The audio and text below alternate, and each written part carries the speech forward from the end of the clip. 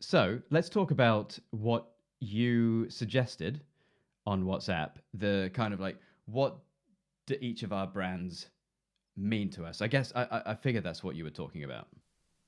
Yeah, what we're trying to do with each of them, because whilst they're all based on clothes, there's an idea that's different behind both of them, Yep. and then how, because really it's conveying that idea in my head that gets people interested in the other parts, It like long term. connects.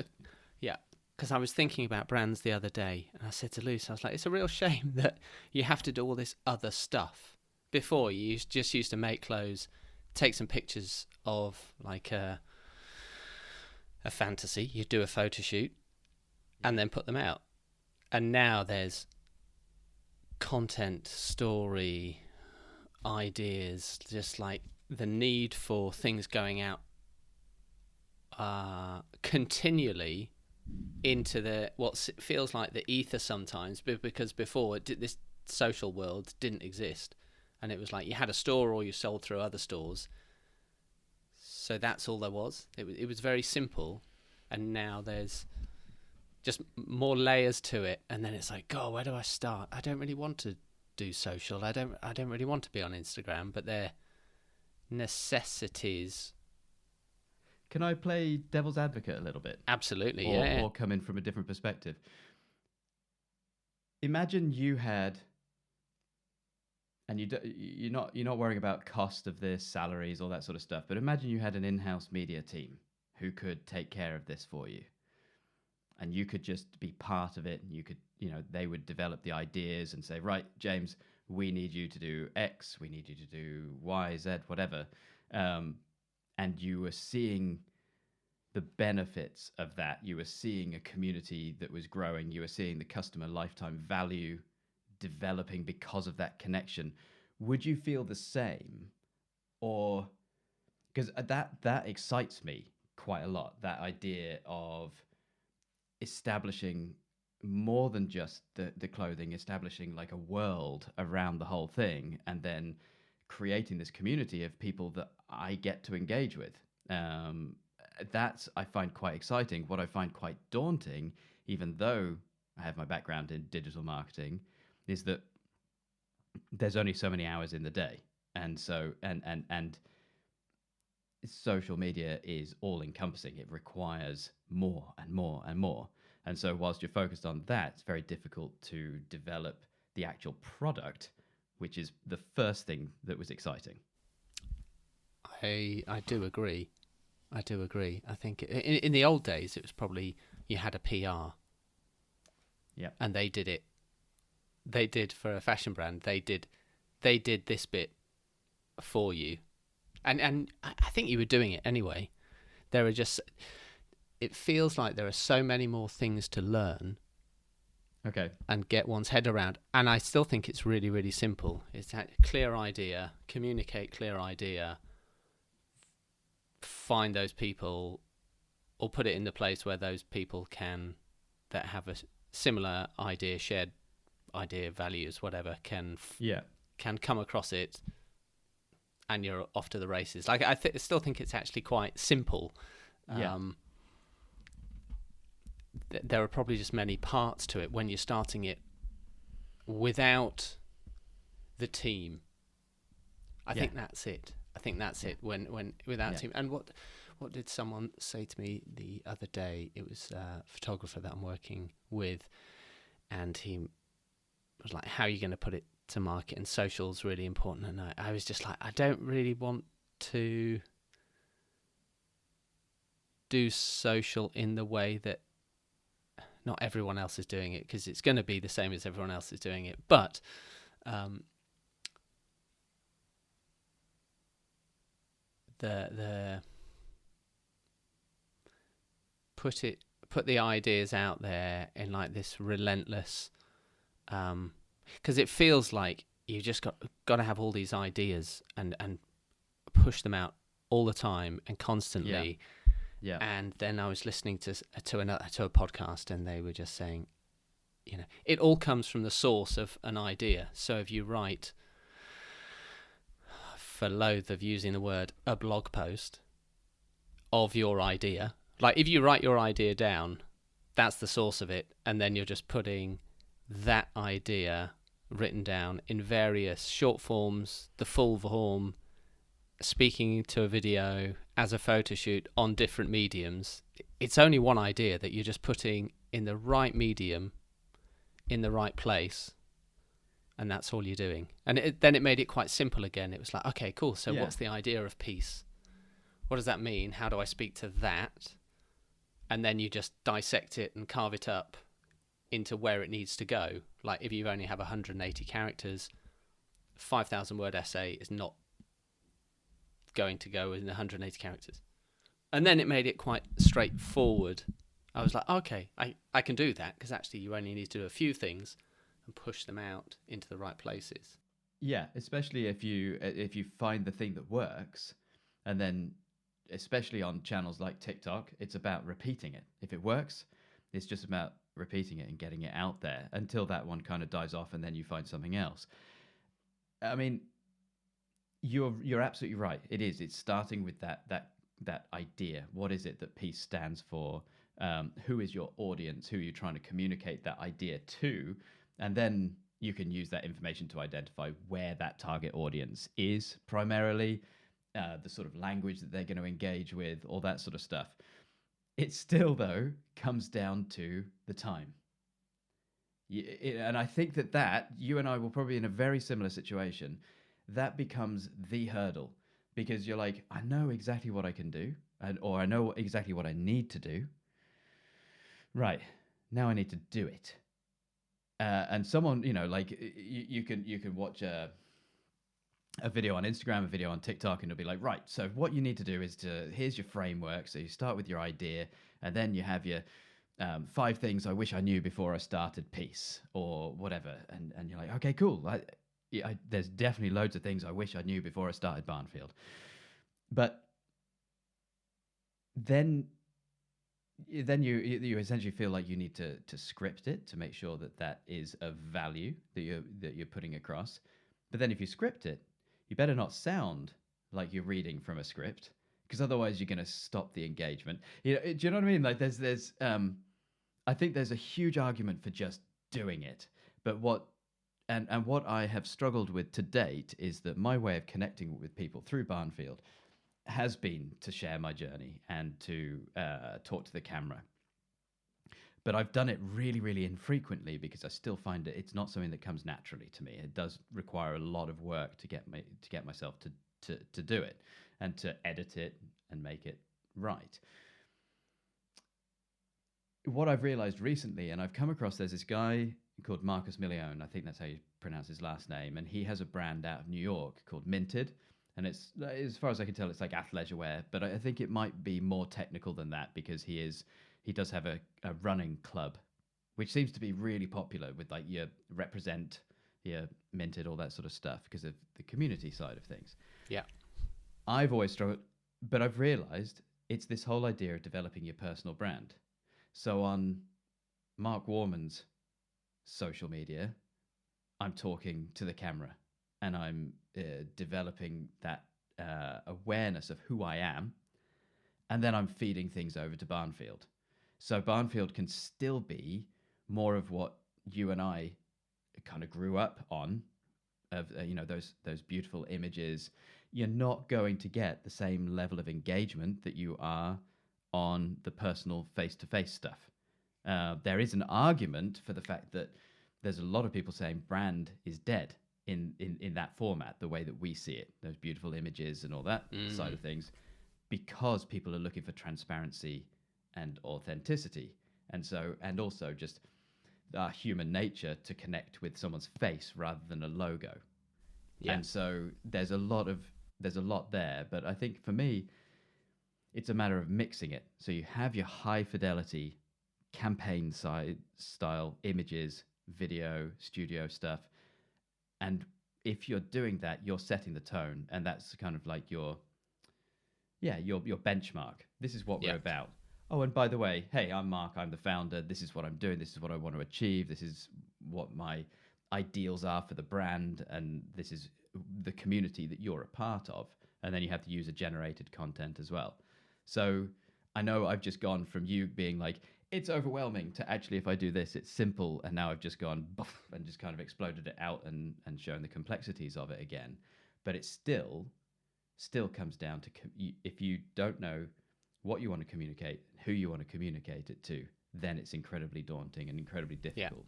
Well, that's probably the conundrum that it is. Like it's really simple. Then you go bigger, and you're like, wow, oh my god, there are so many parts to all of this. Yeah. Then you make it simple again, and it is just starting with something. I think because having spoken to you, and likewise when you speak to me, and I'm like, don't worry about the clothes, because actually there are people that can do that for you, or that can support you and expedite that process. You just need to know what it is that you want to do, and that is reflected back to me when I've said to you, oh my god, there are just so many parts, and you're like, don't worry about that. This is what you need to do. That can be expedited. It's the same. It's then just doing it. What I found, or over the course of the weekend, it was like, okay, what are the things that I enjoy doing that actually come with ease, because I can learn. Well, everyone can do anything, but you can't do everything. So I can learn from the ground up all of the things that and vice versa, or I can do the things that actually come with ease. They're not necessarily easy to other people, but I very much enjoy writing and writing out my ideas.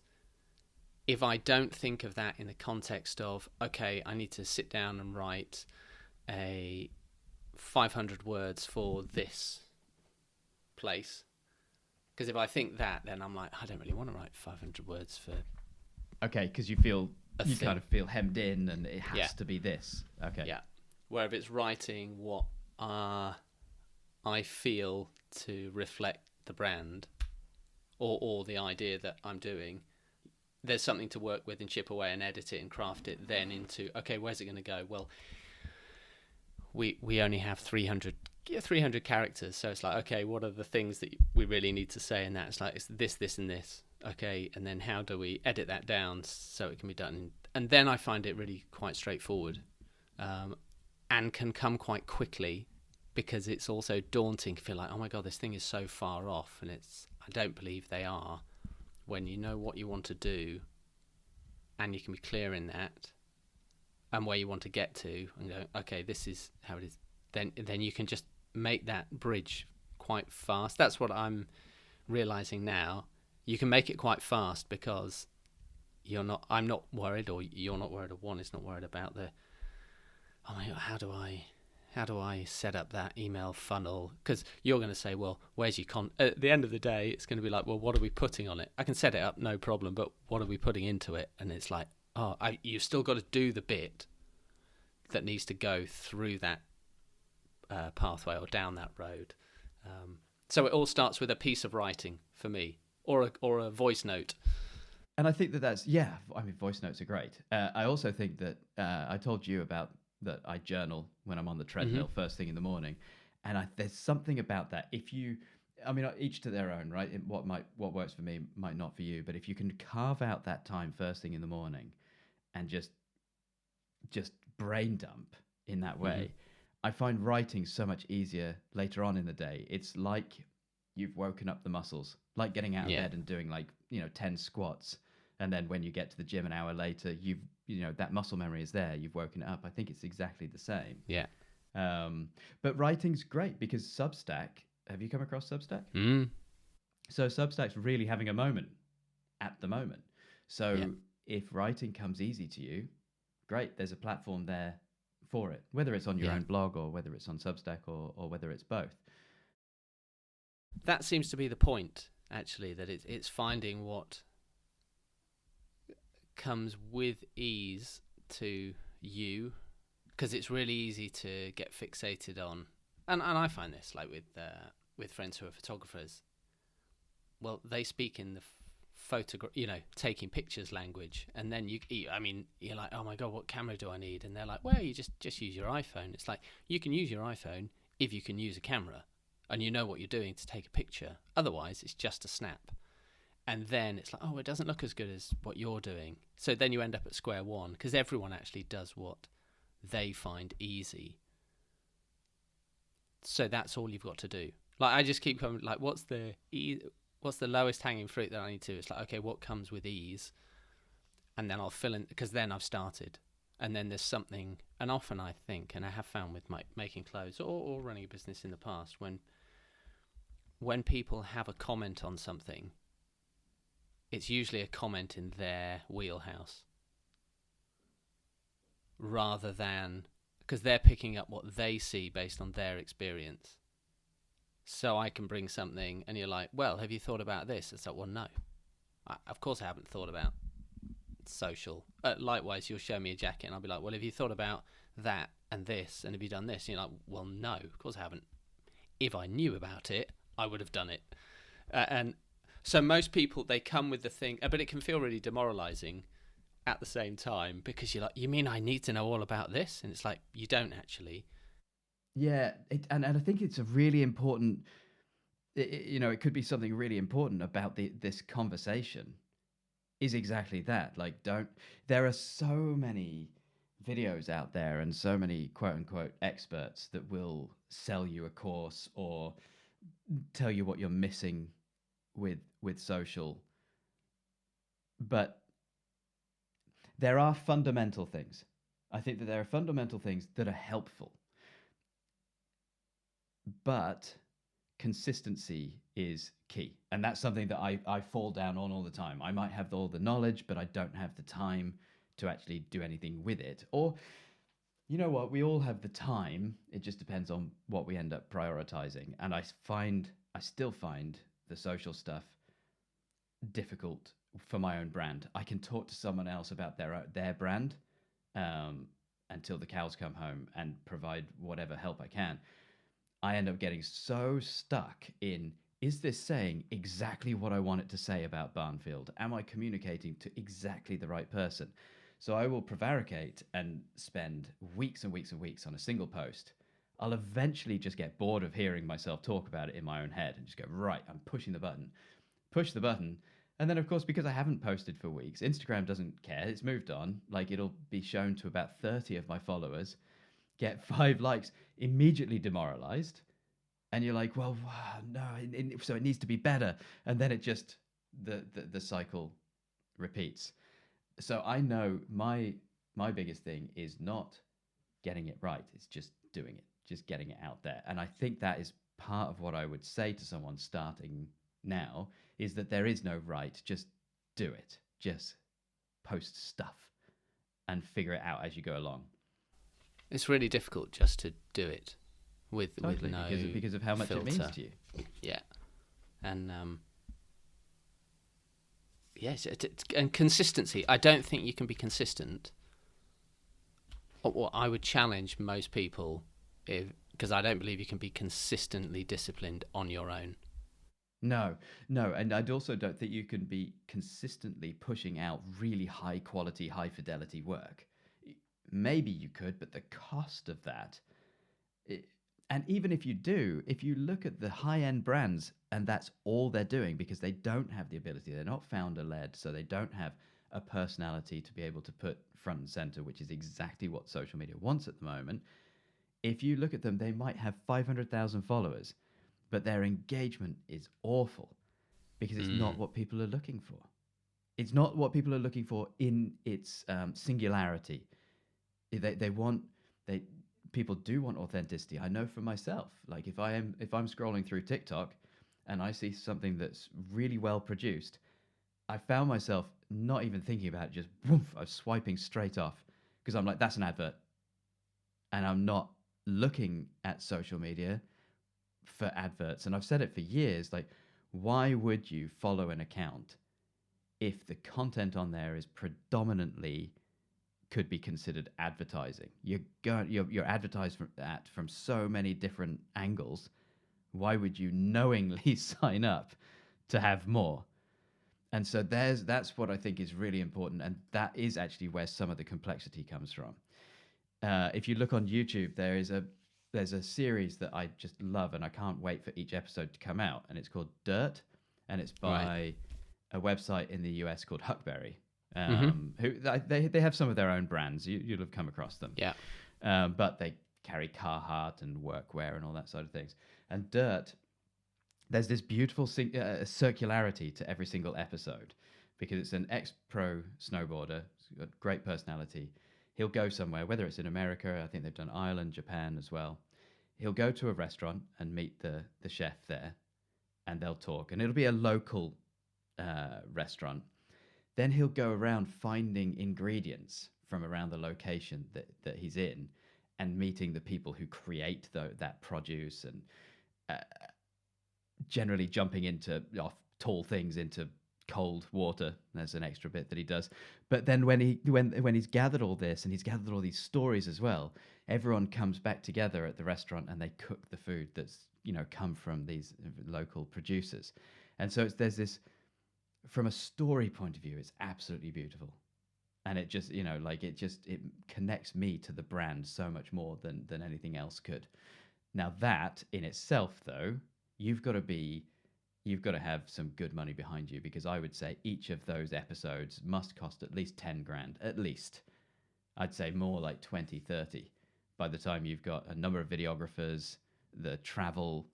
Yeah, I mean, I'm nowhere close at 10 grand. So Yeah. your brand has to be producing an income in order to then do that. Yeah. So. Yeah. I mean, I just wrote down high production values and costs. Like as you were saying that to me, I was just thinking like, that's easy to do if you've got the funds to do it. And I don't necessarily. I think that gets better over time. Like when you see the start of anyone in the early years, the cool years, it's having no money and punching above one's weight, and people can see beyond the flaws. I think as one gets older,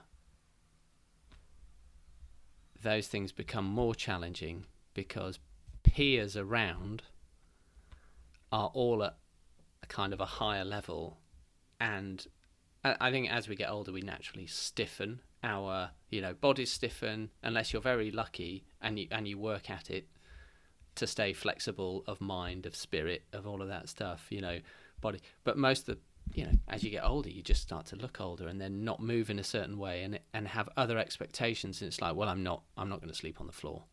Whereas in the early years, you'd have I just have a kip on the floor. You just do it without thinking. So the barriers to entry get higher and higher, not just in a cost sense, but more an expectation, I think, of what other people will think of me at the age I'm at doing this thing, when they're in the perceived comfort of the trappings of age plus experience, which naturally brings a superficial safety blanket of a standard salary. I try to say it doesn't matter what anyone else is thinking, because they can sit there, on their phone judging me for putting myself out there. But if they're not doing it, and I forget, it was one American president, whether it was FDR or it said, basically, if you're not in the arena, I'm not going to listen to you. That was an awful explanation of that saying. I think it just completely killed it. But basically, if you're not doing it, then I'm not going to listen to you. Your judgment isn't worth anything. And also, I try to think about it from the perspective of, if I allow their judgment to stop me from putting myself out there, and putting myself out there may well help me connect with more people and develop my brand to a point where it's sustaining me and the lifestyle that I want to live. Well, they're not. Why allow their judgment to stop that from happening when it could connect? One person could stop you connecting with 5,000 if you allow them. And it's not them, it's you. It's allowing their judgment to stop you from doing that. And I think that if you can try to, or if one can think of themselves in that way, And Daniel Priestley talks about this. Instead of like thinking about, oh, I'm putting myself on cameras, therefore I'm shining the spotlight on myself. Like, no, I'm here to help shine the spotlight onto something else.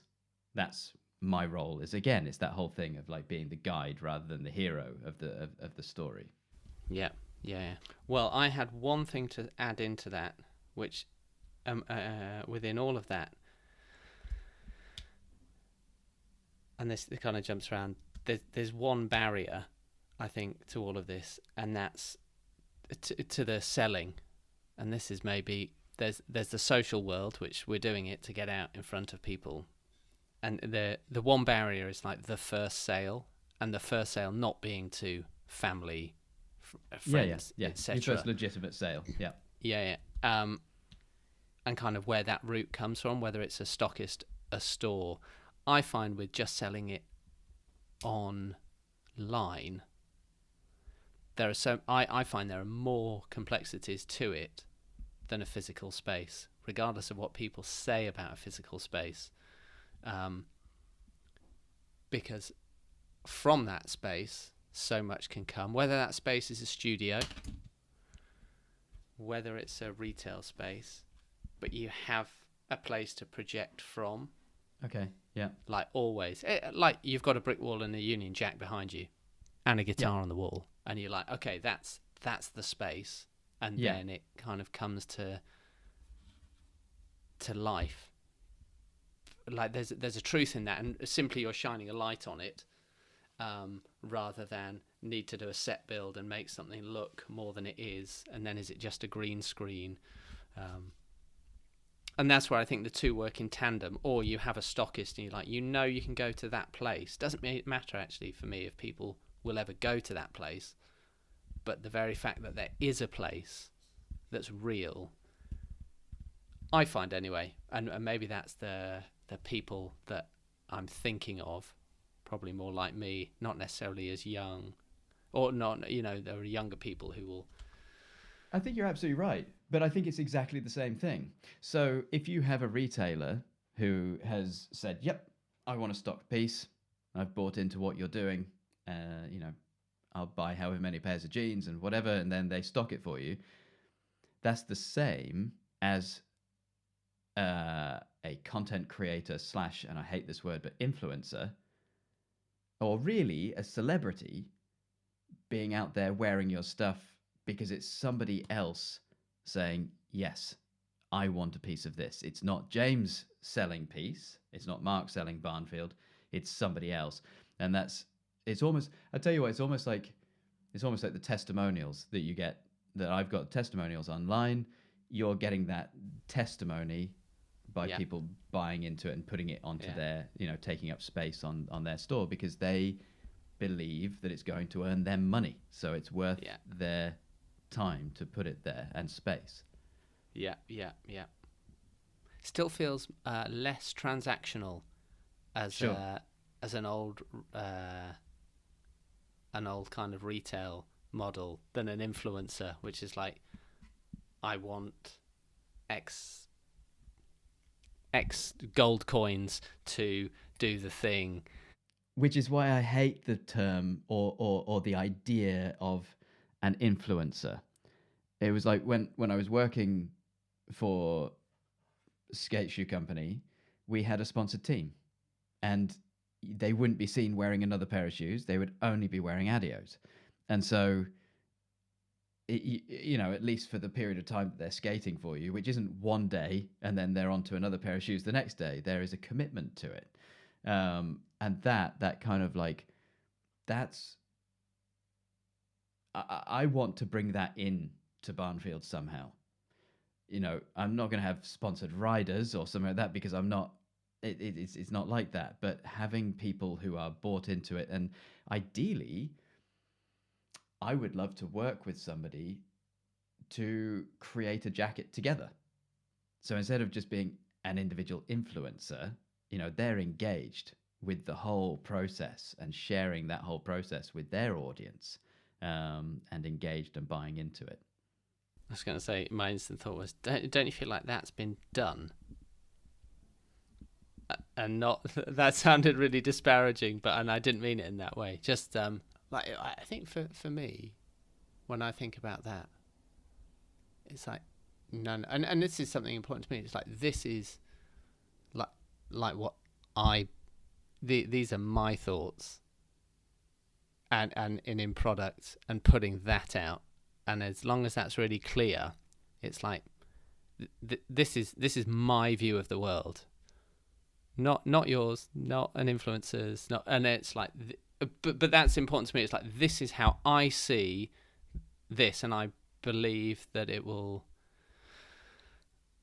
resonate with some people more than others. I think it will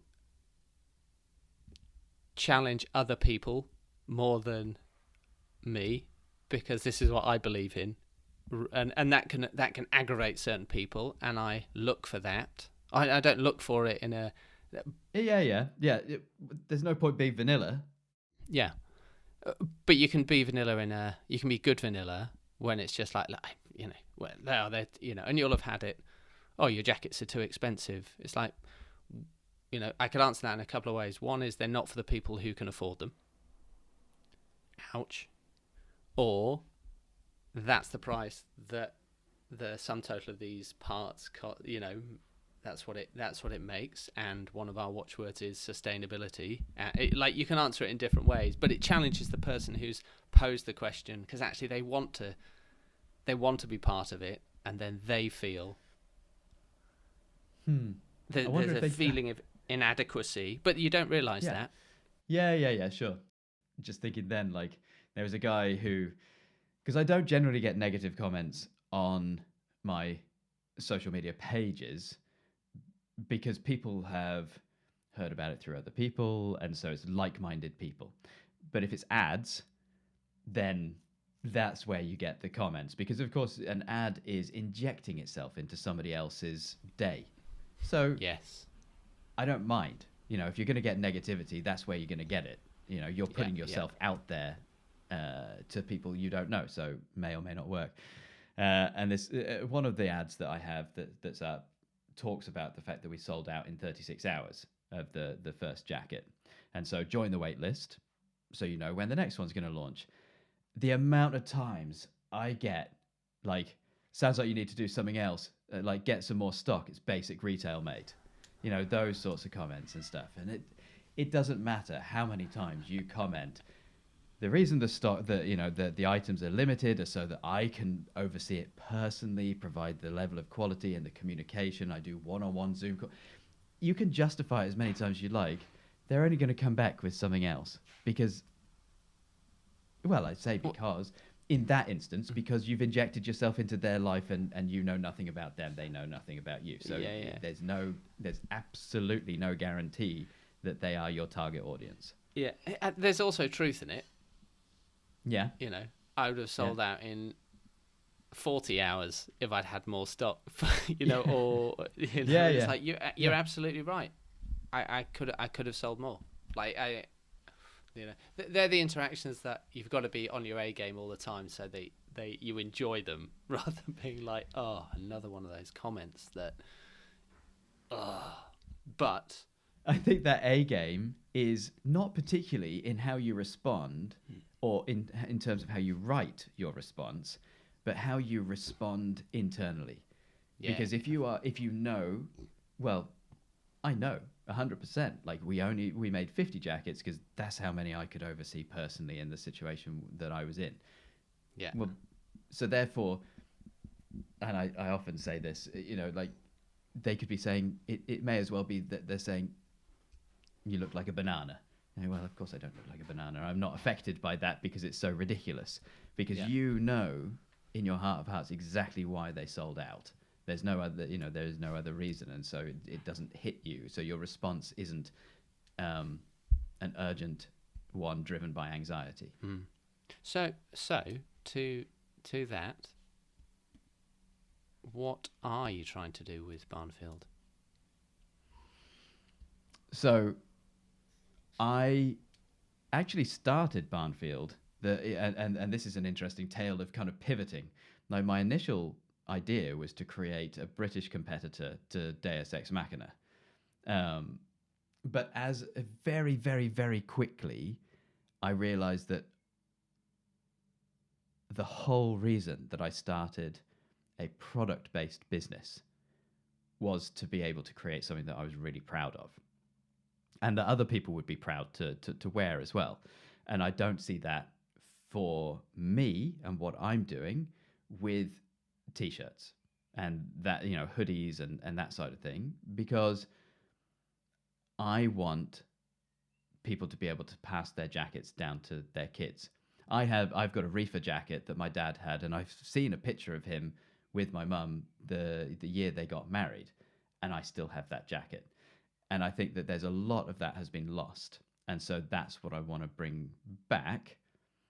For I say bring back, I'm not trying to make everyone in the world like create a clothing company where every product lasts forever, because that has its limitations as well. Of course, if I sell a jacket that's going to last you 50 years, well, why would you then buy another jacket unless it's a completely different style? So what I want to do is, there is that from a product point of view, it's creating these incredibly high quality, made locally products. And being in the UK, that's where I want the products to be made here. And that's from a sustainability point of view as well. We talked last time about sustainability and how you have to decide what sustainability means to you, because it's such a complex subject. And so for me, that's where I'm kind of hanging my hat with sustainability. Is one, natural fabrics, because of the first inspiration being from my great grandfather. What would he recognize as quality? He wouldn't even know what polyester was or nylon, because they just didn't exist. So natural fabrics and making in Great Britain and supporting local manufacturers. So the way I see that is that every jacket that I sell is a sale taken away from a company who doesn't care about that side of things.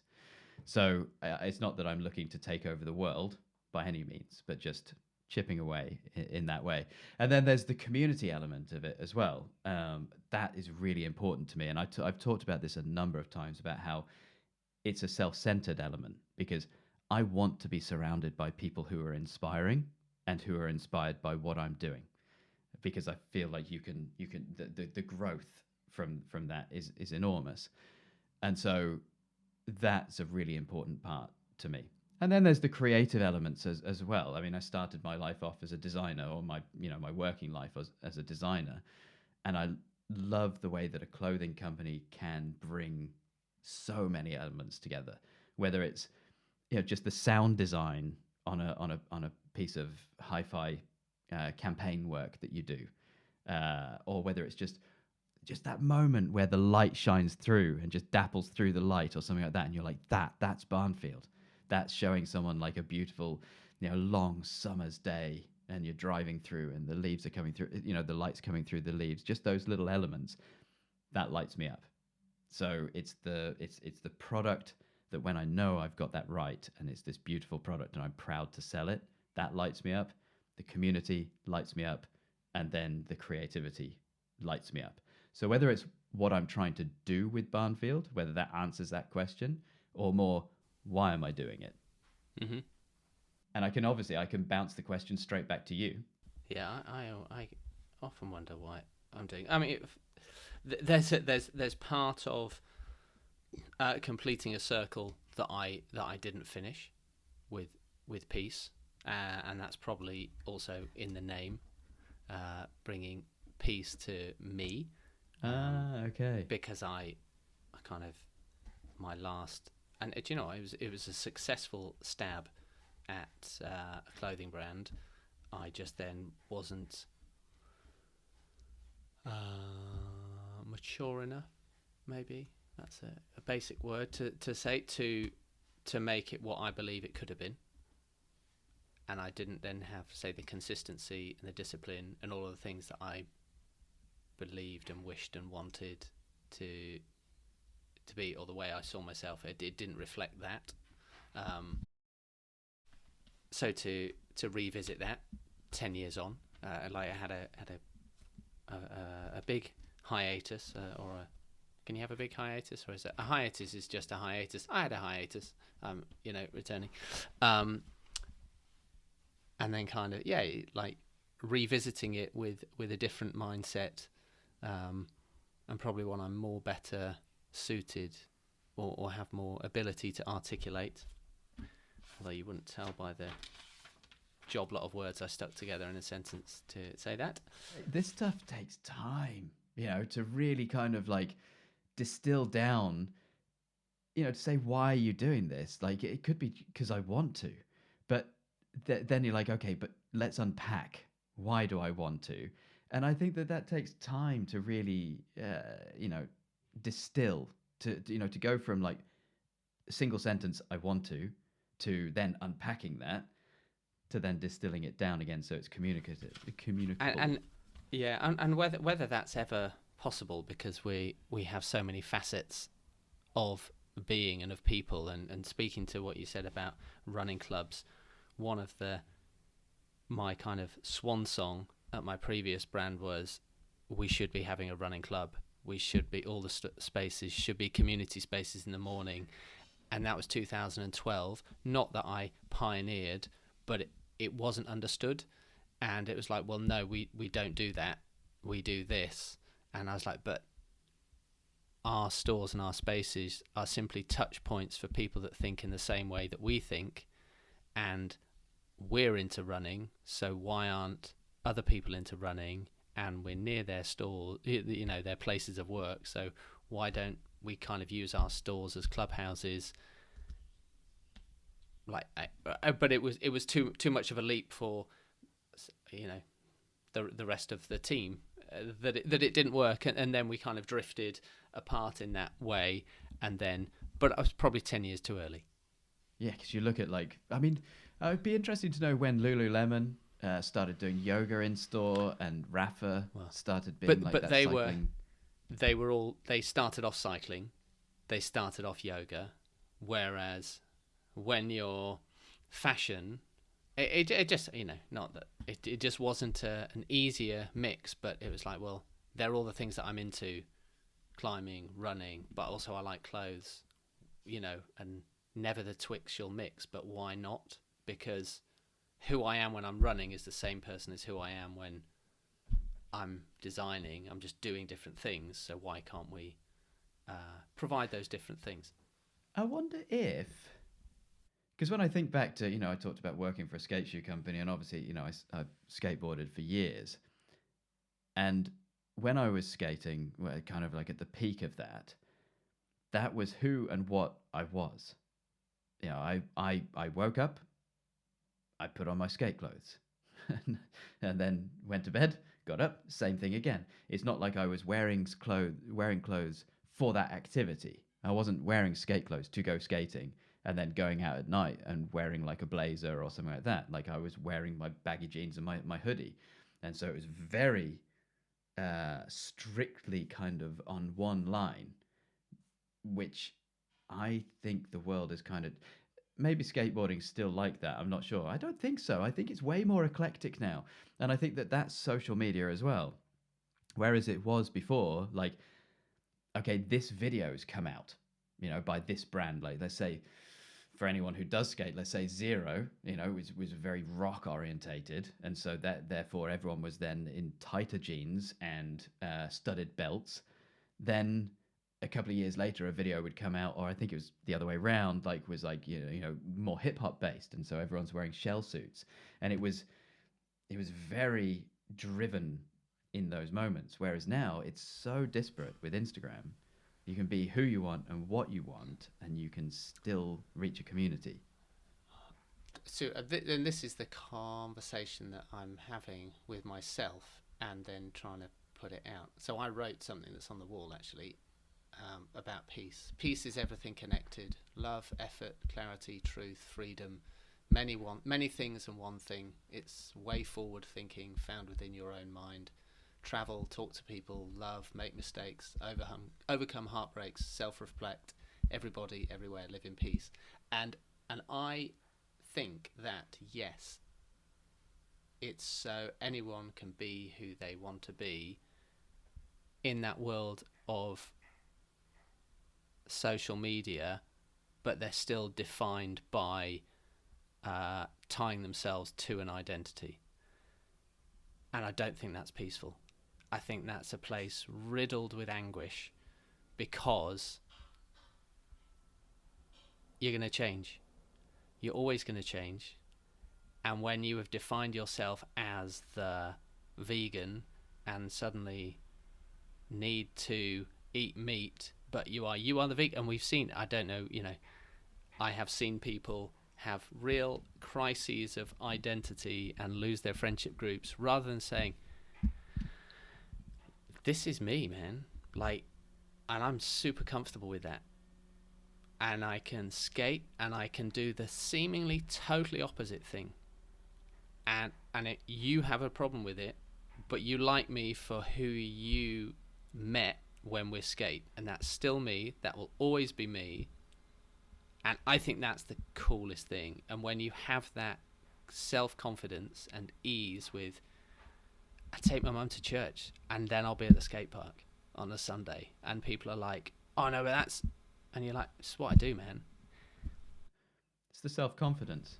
It's the self-confidence, and I think that's peace. Well, and interestingly enough, and this is where I think that, like, we have two different brands, but where they do kind of cross over. And I was speaking to someone else, a guy, John Marsh, over in Australia, really, really clever guy, has a company that helps smaller businesses with their marketing and really with their storytelling and world building. And we catch up quite a bit. And we were talking about this whole idea about like icons within style, and like your typical kind of gentleman. And when you look at that, you look at so many brands in the space that we're both in, really, and they will be referencing the same people: Steve McQueen, Robert Redford, Sean Connery. These people who are either dead or very old and stand for a very different time. And it's those people, and what John was talking about is, like, you just can't imagine those people sat scrolling through TikTok. Even if you said, okay, they're a young man right now, you just can't imagine them needing to self-soothe and entertain themselves in that way. There's just this self-confidence that they can sit there with their coffee. They can just kind of watch the world go by. Well, I mean, adding to that, I wonder if they could, because I don't. Who knows? They've become mythological, haven't they? Exactly, and I think that's the point now, actually, with the authenticity of it. And I was reading a French guy who's a stylist and designer, and Steve McQueen came up, and he said, I kind of don't think he's current anymore, because he did self-soothe with, he was super misogynistic. Like, and I think Steve McQueen, to look at visually, is super cool. I also believe never meet your heroes, because they're always not what you think they are. They're not who. Especially from then, because you didn't have any inkling as to their personal lives. You only really, what you've really connected with is the characters they played, as when they were acting. But also, humans are flawed. I think that's kind of the conversation I want to have with peace. Like, peace is defined as the ability to be true to oneself amidst a world that's constantly trying to pull you off course. And that, because people are flawed and you will make mistakes. And this idea of perfection, and I think we just need reminders. And that's what I would love to do with, because peace isn't all namaste and, actually, I remember my therapist saying, I was like, I just want to be like able to be like super like chill and, like a Buddhist or something. And she said, what did she say? She said, a Buddhist will chop your legs off if they don't, if they need to. They just won't think about it afterwards. They'll have reconciled it and moved on. Okay. And because and I was like, wow, yeah, like savage. But, the cut will be clean. It will be done in a certain way, rather than because things are made vanilla, but really bad vanilla, like 1 out of 10 vanilla. Because vanilla ice cream can be the most mind-bendingly amazing thing if it's 9 or 10 out of 10. Who wants 1 out of 10 vanilla? I don't, but we went for lunch today, and my measure of a good pizza place is the garlic bread really good? Like, and actually, I don't really enjoy the rest of the pizzas because I find that they cover up everything. It's like, is your garlic bread and your margarita any good? And if they're good, then it's like we're in, because it's really, really simple. And I kind of I stand by that simplicity of purity of ingredients, communicated really well, to a point where it's like, oh, that's not trying to be anything else. Like ham and pineapple, weird. Don't put pineapple on pizza. Totally weird, Margarita. I got to say, I enjoy the sweet goodness of a bit of pineapple on my pizza, but not your mental. course. Absolutely mental. I don't know why. But with peace, that's what I would like to do, and have those conversations, because actually peace isn't all peace and love and no harm. It's like, that's not the world we live in. There's and can you speak to those contrasts that actually get other people to be like think? Because I think like a brand can be a space to think. This is really good stuff. Like, I think like both the things that you've read out to me, I get it, and then I can see, okay, well, how is that then represented within the end product? And it's clean, it's simple, it's it's right for the audience as well. It's not trying to, you're not trying to put pineapple on. You're not trying to embellish for the sake of embellishment. It's like, no, I don't need to, because this is exactly the right stone wash for this denim. Yeah, and for whatever. The person that wants to wear it. Yeah. As opposed to, because it's not saying, oh, everyone needs to live in this way, because that's some weird dictatorship, which is also weird. It's like, look, this is what we believe in, and that's where I'm like, the point of view has to be it's like, it's just, there's purity in the idea and in the execution, where I think that's what people gravitate towards, particularly now, because it's so easy to go, oh, they're doing this and they're doing that, so I must follow suit. It's like, if it doesn't feel true, I'm kind of not going to. Yeah, and well, as well, because I think it's really easy to be pulled down the route of like what's trendy, because the tyranny of the social media algorithm. If it's like, at the moment, you're going to get more reach if you use this particular song, and this filter, and this sticker over the top of it, and then suddenly you're like, okay, great, I've reached, let's say 50% more people, 100%. Let's just say you go viral, and that post reaches millions of people, but it hasn't represented the brand, because let's say, for instance, it's easy enough to comment for me, Barnfield's never going to have hip hop over the top of it. It's a British brand. It doesn't fit. It's not right. So, but if that's what's trending, then you could allow yourself to be pushed down that route if you don't have a solid understanding of who you are, what you stand for at the core of it. And I think that's probably, again, for both of us, we are not following trend. Yeah, well, maybe we are in some regards, but not necessarily in the clothes, because I don't really know what that is. Yeah, I mean, I guess because you can't create clothing that isn't on trend to somebody. Like, if I'm creating a pea coat, a pea coat has never really been out of trend. I guess it's just like it's what you're trying to avoid is those flash in the pan trend moments. Yeah. Which are those like the viral spikes, and it's like, but I think if you are built in such a way that you can take advantage of those viral spikes, I don't see there's any. There's nothing wrong with it, but it's got to be right. I think that too many people are looking to leverage it just to reach as many people as they possibly can, and I think it kills the brand. That's the dance that you take. But it's like, God, if someone's if they're like they're literally throwing free money at you, like on under the assumption that being viral does, people are just like they just want to buy something. Don't compromise the quality of what you do, because that would then their lasting impression of it would be like, oh, that's rubbish. But if you stand by the quality and the design and all of that stuff, even if they bought it because you did play hip hop over the thing, and they're like, oh my God, pea coats are just so in hip hop right now, we must buy this pea coat, and they do, they'll be like, wow, that's because good things ultimately, good clothes, they make you look good regardless. And I know what you're saying. I would struggle. I would struggle so hard to do anything that felt off brand, to be on trend. I It would have to be so right. It would have to be. I don't know. I can't.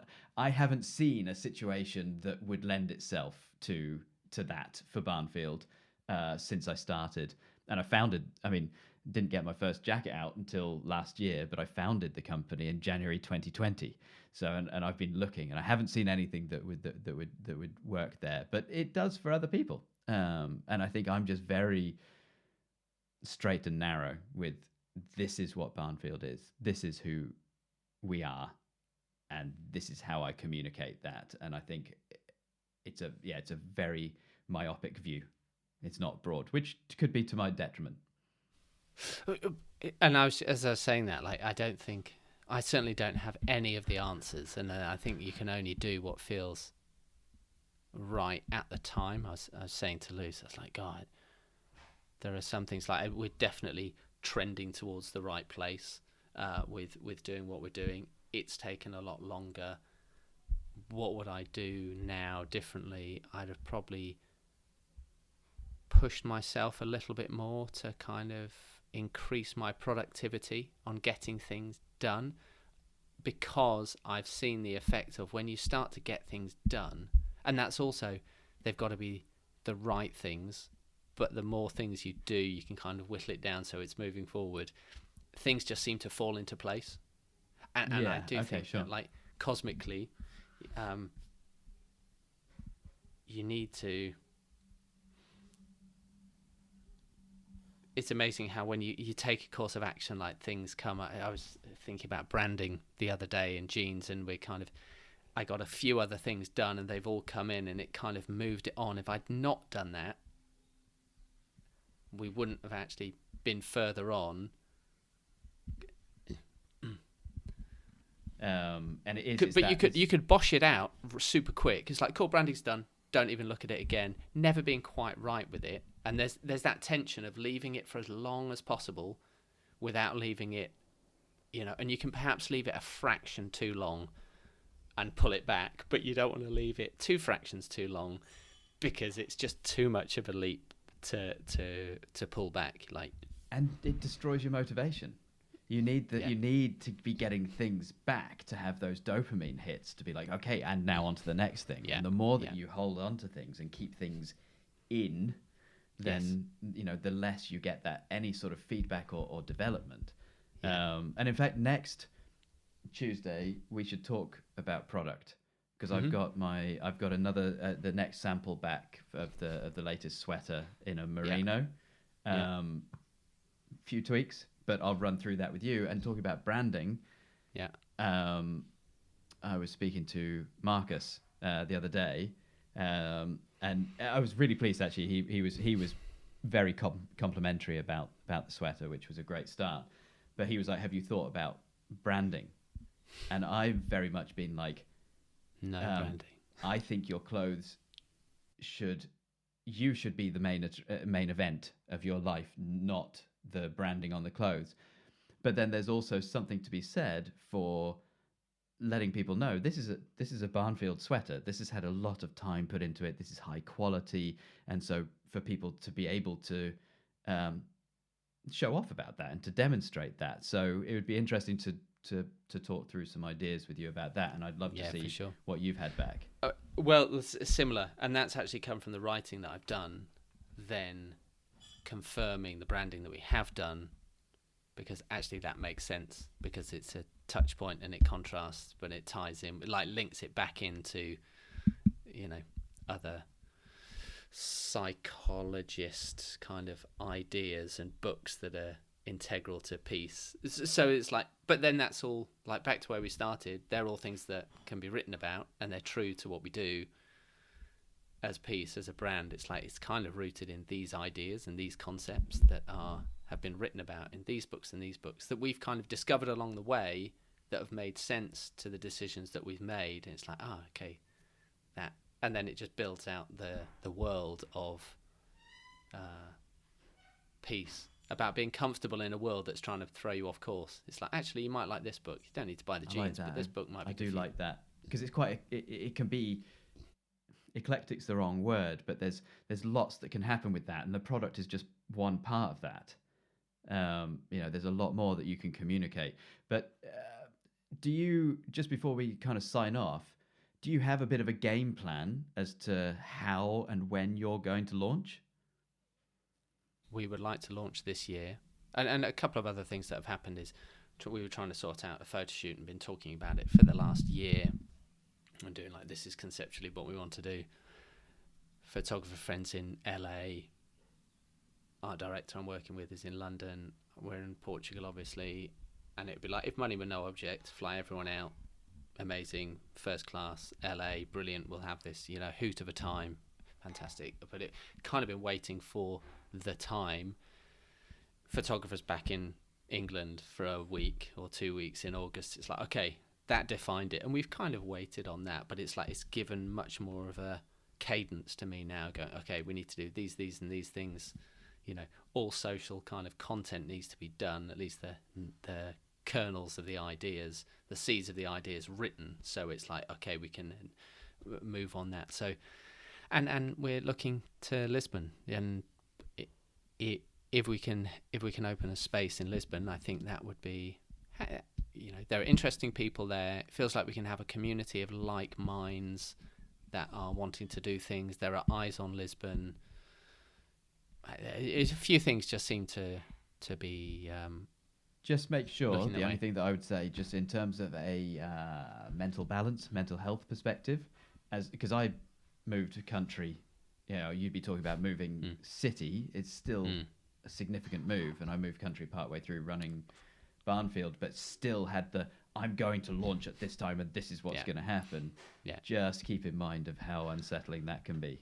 Well, being in Portugal, one gets very used to building work doesn't necessarily happen at the pace anyone would like it to. So I think there are some things you just being comfortable with riding those things out, and also, but it puts into a place. And even now it's like, okay, there are these people that we want to meet that are friends of friends. So like building that kind of world to say, look, we're coming, and again, you're surrounding with like minds. And will you wait until you have a retail space to launch, or will you launch online first? Ooh, good question. I think chicken and egg. I don't think either one supersedes the other. In some ways, people like to see the digital before, like a landlord. It's like, because it seems real then. But also vice versa. I think actually, I think building the network and then you're simply coming into land. That's how I see it. Actually, whether it's digital or physical, you're just coming into land, but you need to be knowing where you're going and then descend. Call air traffic control and say you're coming in. Yeah. Well, let's. I think we've got less than a minute there, so we'll wrap it up for this one, and then next week let's talk product.